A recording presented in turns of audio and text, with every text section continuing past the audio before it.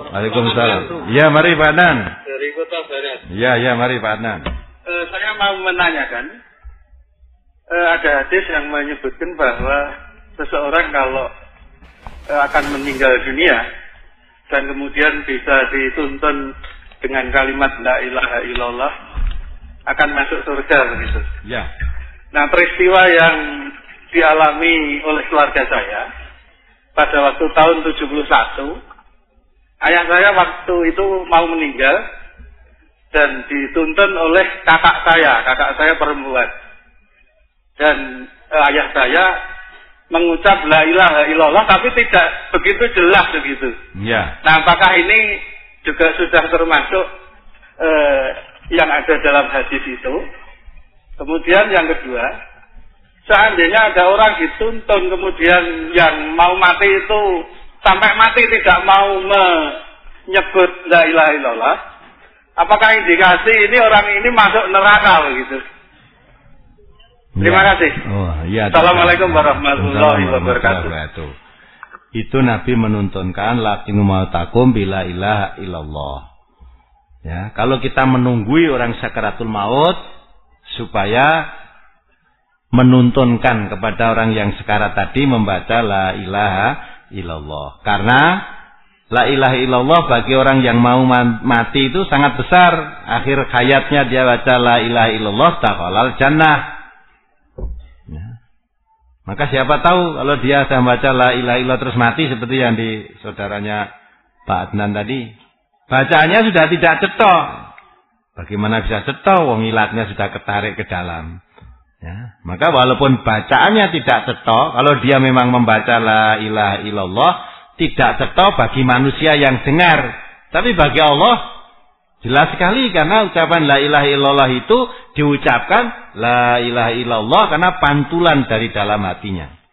Sekalipun dia tidak bisa ngucap, artinya tidak bisa bersuara keras. Kalau mengucapannya la ilaha illallah, Allah dengar juga. Jadi walaupun tidak cetok, kalau mengucapkan la ilaha illallah, ya termasuk hadis itu tadi. Ya, mudah-mudahan husnul khatimah. Itu.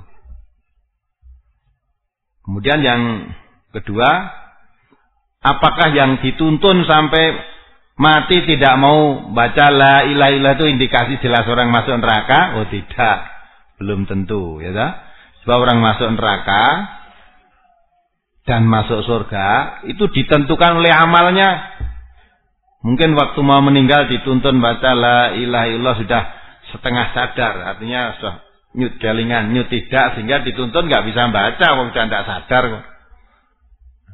Bagaimana bisa baca? Sadar aja tidak dia, dituntun mungkin nggak ngerti malah. Sampai mati dia tidak usap la ilaha illallah.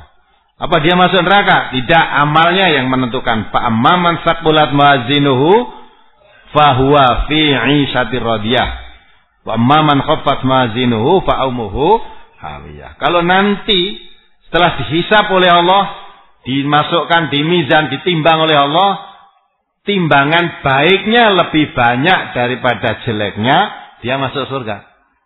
Kalau timbangan jeleknya lebih banyak daripada baiknya, dia masuk neraka.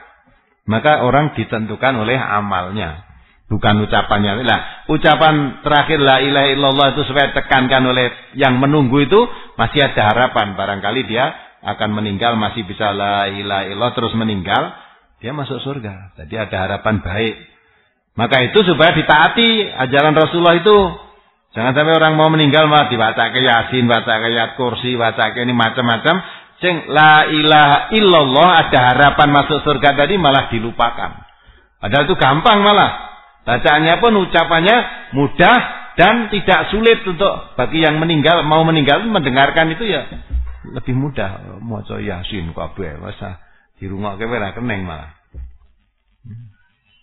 Apalagi nek maca Yasin sing siji ana sing pengamat kematian. Bang Rizal mati, oh dilongkas saya terus. Wis rada anu lah, bareng wis mati. Oh wis mati alhamdulillah. Diselola ayat kursi nggo mateni wong. Oh ya. Mari maca iki wis diinguk iki sarep mati. Terus aja mandek sik terus. Terus dak dicepetke iki. Bareng mati tenan alhamdulillah. Matur nuwun Pak Kiai. Bapak kula pun sedo mang Yasin ke wau. Lah wong bapake dipateni kok malah matur nuwun ya. Memang butuh ndang mati ngene aja mbok wacake Yasin. Dikelurut-kelurut iki lho. Kala menjinge iki karo ditekan rada banter ngono ra. Dundela, ora wis mati. Apalagi brosur pada halaman 4 hadis yang paling atas. An Ibnu Abbasin anan Nabiyya sallallahu alaihi wasallam shalla ala qabrin ba'da syahrin rawahu Daruqutni. Dari Ibnu Abbas bahwa Nabi sallallahu alaihi wasallam pernah mensalatkan mayit setelah dikubur sesudah sebulan. Dalam hadis riwayat Daruqutni juz 2 halaman 8, apakah mayit itu sebelumnya memang belum disolatkan? Apakah tidak ada yang mensolatkan selain Rasulullah SAW? Oh, ada, sudah ada. Hanya Rasulullah kepingin menyolatkan. Ya, seperti tadi orang hitam penjaga atau penyapu masjid tadi meninggal. Itu yang ngubur orang-orang Islam semua. Tentu sudah disolatkan. Hanya Nabi tidak mengetahui kan waktu itu. Nah, biasanya kalau ke masjid ada tukang sapu itu ada, kok tidak ada, kemana ini? Beritahu oleh sahabat, sudah meninggal ya Rasulullah. Kamu kok tidak beritahu saya? Ada? Mana kuburnya? Kuburnya di sana. Terus Rasulullah datang ke sana menyolatkan. Jadi ingin menyolatkan. Jadi bukannya belum disolatkan, tidak. Ya. Lah mengapa sudah disolatkan kok tidak disolatkan lagi? Kan sudah disolatkan. Memang andai kata tidak disolatkan tidak apa-apa. Tapi menyolatkan kan dapat pahala. Namanya fardu kifayah itu. Kalau sudah ada yang menyolatkan satu saja, yang lain tidak berdosa. Tapi yang dapat pahala ya yang sholat saja. Ya, yang mendapat pahala ya yang sholat saja. Maka dalam hal ini Nabi ikut kepingin menyolatkan si Naya tadi. Walaupun sudah disolatkan itu. Misalnya saudara layat datang, sudah selesai ngubur, sudah pulang. Ya, sudah pulang, tentu sudah disolatkan dah, wong jenazah Muslim. Saudara langsung datang ke kuburannya terus menyolatkan di situ boleh. Karena tadi belum menyolatkan, sudah ketinggalan. Jadi apa yang dilakukan Rasulullah itu menjadi ketetapan hukum. Ya. Jadi pertanyaannya jangan kok apa belum disolatkan ya. Mestinya bisa diambil pengertian bahwa ya, sekalipun orang itu sudah dikubur, ya, mau disolatkan boleh, masih boleh menyolatkan walaupun mayit sudah di dalam. Walaupun di situ terangkan malah sudah dikubur 1 bulan. Misalnya saudara pulang, tahu-tahu teman saudara meninggal karena saudara merantau, apakah jadi TKI, apa TKW, apa belajar, apa di luar negeri. Pulang-pulang teman akrabnya mati itu sudah. Tanya lu si bulanku, biasanya kalau saya pulang datang ke sini kok enggak? Oh sudah mati itu sudah. Oh sudah meninggal. Di mana kuburnya?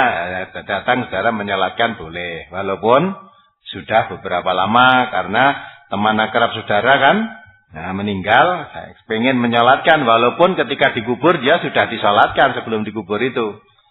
Maka saudara kepingin menyolatkan boleh gitu. Ada contoh dari Rasulullah. Apalagi?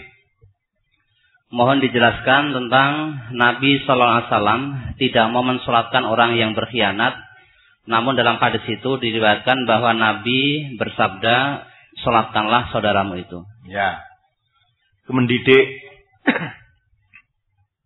Mendidik kepada yang hidup. Jadi sahabat-sahabat yang masih hidup, karena ini tidak disolatkan oleh Nabi karena khianat tadi. Padahal diterangkan di situ hanya berapa gram cincin, berapa gram itu. Ya tak? Yang dikhianati itulah dia menyembunyikan harta rampasan perang sebelum dibagi, dia menyembunyikan hanya berapa gram tadi? Orang milik Yahudi tadi berapa? Kurang dari 2 dirham. Itu aja Nabi tidak mau menyolatkan. Tetapi sahabat-sahabat suruh menyolatkan. Nabi tidak mau. Nah, ini bagi sahabat yang masih hidup, ya tak? Dapat pelajaran. Alangkah senangnya kalau saya nanti meninggal, Nabi masih hidup tuh Nabi menyolatkan saya.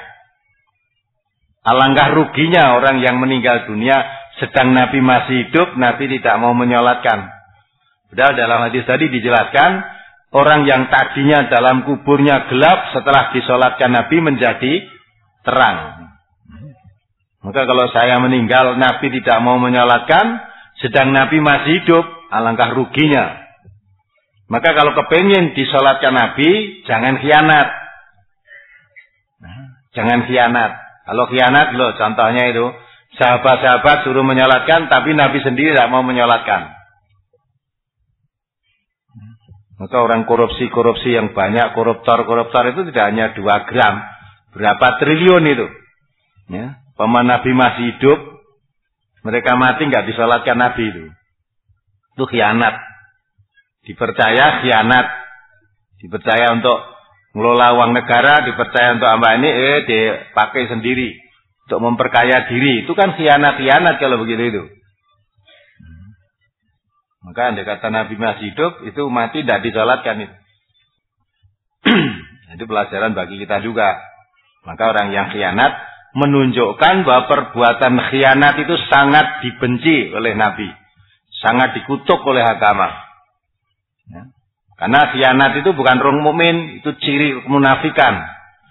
Di antara ciri kemunafikan adalah wa idza tumina khana, kalau diberi amanat dia khianat, itu munafik. Baiklah, satu poin sekian, mari kita akhiri.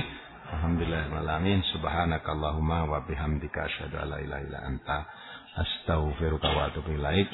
Assalamualaikum warahmatullahi wabarakatuh.